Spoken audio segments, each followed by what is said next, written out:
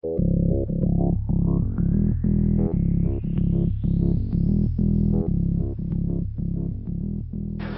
problem is this. Your right hand, which controls your accelerator, which controls the RPMs, which controls the sound.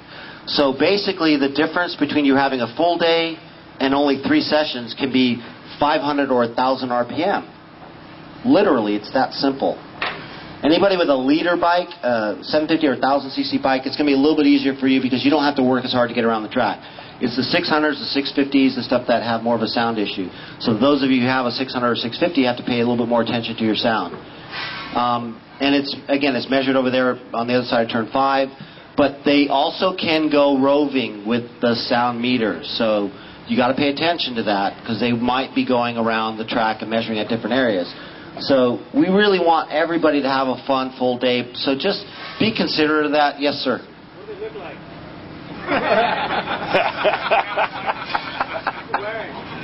Sweet.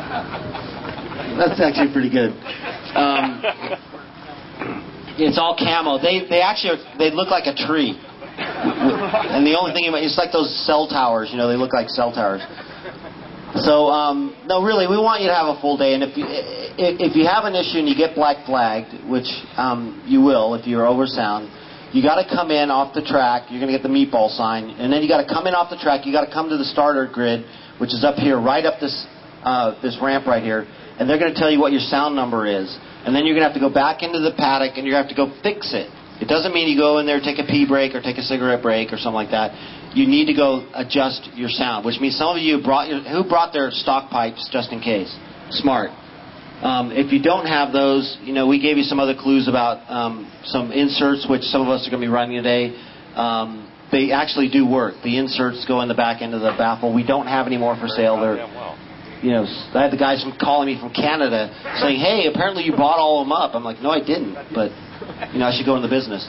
So anyway, with regard to sound, really important to control your levels by adjusting your speeds on the track. You can still have fun all day long, and you'll notice that actually with your stock pipes you'll actually be able to go quicker because you have more low end and mid range.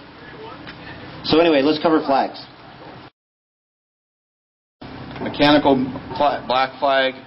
Come up to grid to find out what it's about. Don't just go and back paddock because you think it's sound or anything else. Come up to grid and check.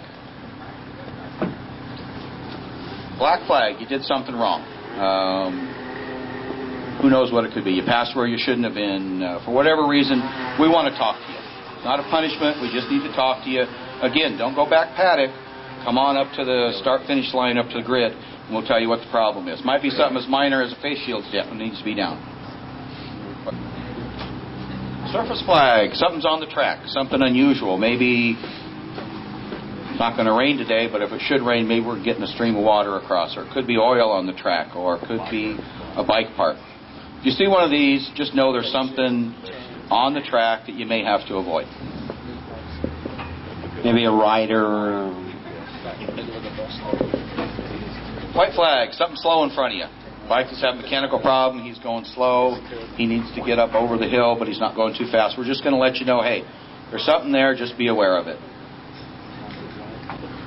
Yellow flag. If you see a yellow flag standing, that means there's something off track that's happened. The rider's gone off. He's gone down. He's just off hanging out. It's off track, but be aware and no passing under a yellow flag. If you pass under a yellow flag, we're going to bring you in. If you see a waving yellow flag, it means there's something on track. You may have to reduce your speed and avoid it. So be real cautious. Again, no passing until after the incident. We're going to try to keep the track green or under yellow conditions all day long. If there's an incident, we're going to try to handle it without shutting the track down, unless you guys want us to shut it down. You want us to keep the track green, right?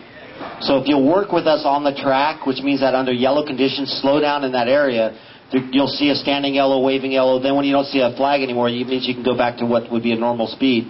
But pay attention that incident may still be there the next circuling around the track.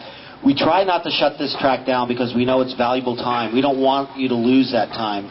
So work with us and we won't shut it down. If people are coming around the corner under yellow conditions with their knee on the ground, I'm gonna tell the guys, we got radios out there, we're going to shut it down. We're trying to pick up a bike or remove a rider or something like that in case he has an incident or mechanical. So work with us and we'll give you the maximum amount of track time. Those of you who've been with us for many years, do we not give you the maximum amount of track time? Thank you. Green flag. Anytime you see a green flag, track's green, open passing under your rules for your group. We're going out today on 1 lap yellow for each session. So you'll see a green flag first time around. Track's open, ready to go. Checker flag. Session's over. You're going to see the checker flag up at turn 8, top of the corkscrew, and at start-finish. Next time by, pull in the pits. If you blow the checker, you're not going to make the group behind you very happy, because now we have to wait before you go around again. So you're going to see the checkered at 8, come in. See the checker at start-finish. You'll see another one at 8, come in. Okay, the passing flag is not going to be the ordinary passing flag as you may know it. We're going to show it at turn 8, start-finish. It's to bring the coaches in. So if you see this and you're not a coach, disregard, keep going. We're just going to bring them in so they can help with somebody or whatever instruction, or we need to get more people on track and pull the coaches off. Great. And so we're going to shut down at noon for lunch for 30 minutes. We're going to feed the corner workers, send them right back out. And unless you guys want us to shut down for an hour, 30 minutes is better, right? Yeah. So our agreement with the corner workers is that we're going to take 30 minutes to get them fed, and then we're going to start back up again at 12:30. The first run groups, 9 o'clock, 10 o'clock, and 11 o'clock, are going to be 30-minute sessions for each group. So if you're an advanced rider, you're going to get 2 30-minute sessions, and then after lunch, we're going to adjust the schedule a little bit. But the idea being that you're going to get a maximum, you're getting the same amount of track time instead of it's just 1 fewer sessions. Does that make sense? So you can spend more time on the track. Okay, so I'm about to release the advanced riders. Okay, we're going to make calls on how to get you to the track. There'll be a 5-minute announcement, then there'll be a 1-minute announcement, then there'll be the track is green for whatever group it is. To get onto the track, you're going to be entering not this gated area here, but down there there's a break in the K-wall.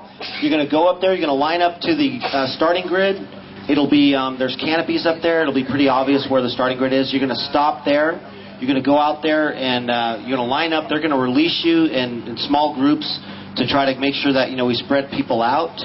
And for the first, my suggestion for the first probably 4 laps is just take it easy. Now let the track, we got to work a line in the track, which means you're going to have to kind of pull up some of the water. The sun's coming up, which is great. It's going to start drying it out, but we're also got to create a line out there. Some of my coaches, I think they're already going out there. I'm not really sure. Have they already been testing out there a little bit? A couple have gone out. Yeah, a couple have gone out. So the track surface is going to be a little bit wet or moist in the morning, so pay attention to that. We want you to have a good full day. So take some extra laps to warm up your tires, and we promise that if you do that, you'll probably have a full day. We want you to have a full day instead of just one lap. We've had guys out there who just said, "Oh, I know it all already," and they go out there, make it to turn 5, and all of a sudden they're picking a bike up out of the gravel. Take your time. We've been doing this a while. I think probably after this Friday, I think you probably heard me say this before. We've been doing this for 13 years, going into our 14th season. We're about 350 track days of experience here, so we've got a little bit of experience. Can you at least agree with me about that? Yeah. We've seen it all, and we know the guys, we know the attitudes and stuff like that. And, those are the guys who are going to prove it all in the first session in the first corner. They're going to take everybody. I'm taking them on the inside. Okay, speaking on the inside. Inside passing is now allowed in the advanced group and in the intermediate groups only. In the novice group, our C group, it's outside passing, safe passing only. So please pay attention to that and be considerate. With only 35 riders out on the track, there shouldn't be a lot of stuffing and stuff going on out there. This track could handle 60, 70 riders. It could. But they only allow us to run a maximum of 35 riders, including our control riders. So, my seasoned people, what am I missing here? Anything? Have fun? Oh, yeah. What are you supposed to do today? Have fun! Yay! And having fun means staying on the track. If you get off the track, you're not going to be having much fun. Just to give you an idea, stay on the track, because if you don't, you get in the gravel pits out there. They're not 6 inches deep. They're 18 inches deep. They're this deep. If you get in it, you're not pushing your way through it.